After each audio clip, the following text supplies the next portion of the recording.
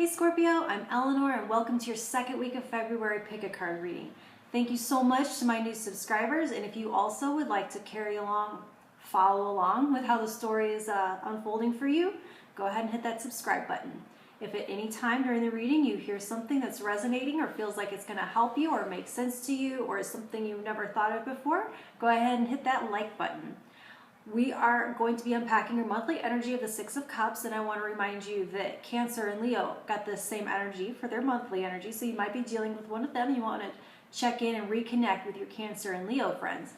And the energy of this week is finances, so we're going to be unpacking giving some thought to your beliefs around money or the way the past has affected your financial situation now. We'll see what comes out.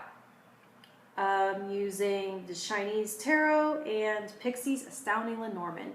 I have stack 1, stack 2, stack 3, and they're timestamped below, so you can skip ahead to your reading. Also, if you want to hear more, I delve more deeply into these energies in the annual and the monthly reading where they came out. They are linked below, as well as information on how to get a personal reading with me.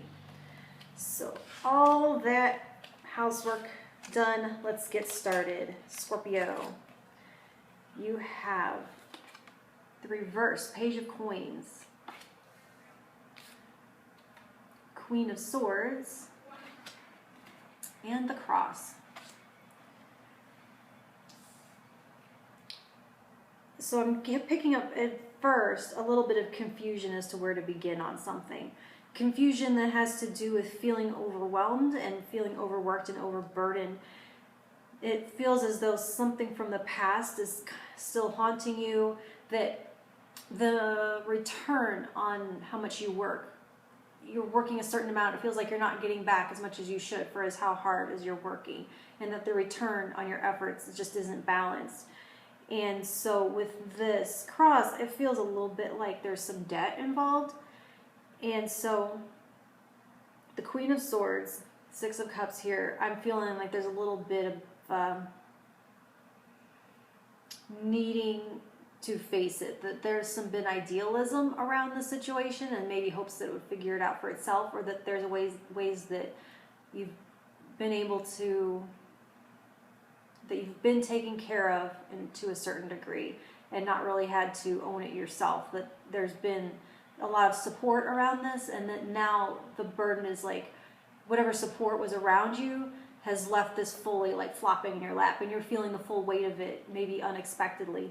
And so the Queen of Swords does suggest a need to put on your big girl pants, and you have to face this head on. You have to address it logically, honestly, make an actual budget, find out just how much you're dealing with, what's coming in, what's coming out, and it will make more sense. And that this feeling of overwhelm and feeling of confusion is because you just haven't really looked at it and really haven't done the math on it. And that it can all work out in your favor if you sit your butt down with the calculator or with an accountant or someone that can actually help you figure it out. That this is going to be a situation where you are going to have to adult through it, and any idealism of it working out on its own it's not going to happen. You're going to have to do it. You're going to have to face it, but that you are capable. This Queen of Swords is here to help you stay rational and stay logical, and to keep your thoughts organized and to keep your paperwork organized, and that there's totally a way out. It's not that bad. You just have to sit down and do the work, is what I'm getting. Stack 2. Reverse Page of Swords, 8 of Coins, the Letter.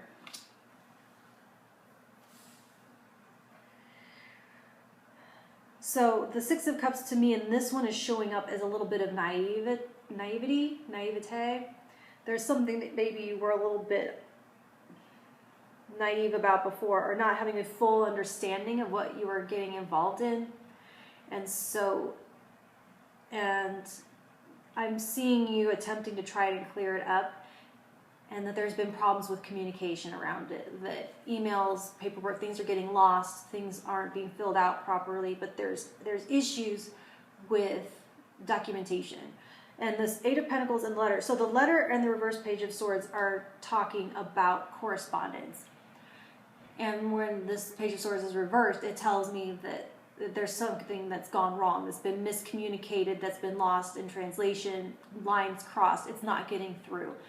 And so I have this letter which is talking about communication coming through, getting an answer, getting a response, communication and correspondence in a positive note, and this Eight of Pentacles. So what that is telling me at this time is for you to be persistent, to be repetitive, and to keep at it, and to make your copies and make sure that you keep files on everything, and to back everything up on your hard drives and whatnot, and to send it twice if you have to. Send it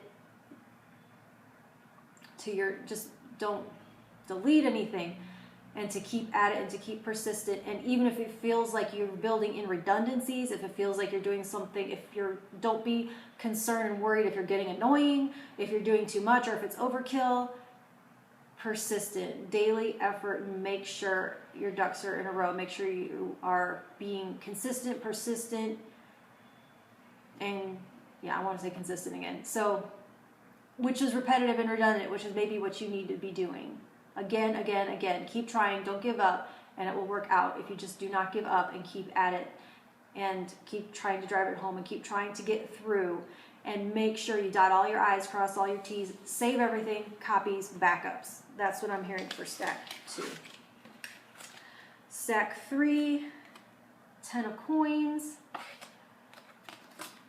the Fool, and the Child. So the Child and the Fool are very much similar energies. Even though the Tarot and Lenormand are different systems, the Fool and the Child are very much about beginnings, innocence,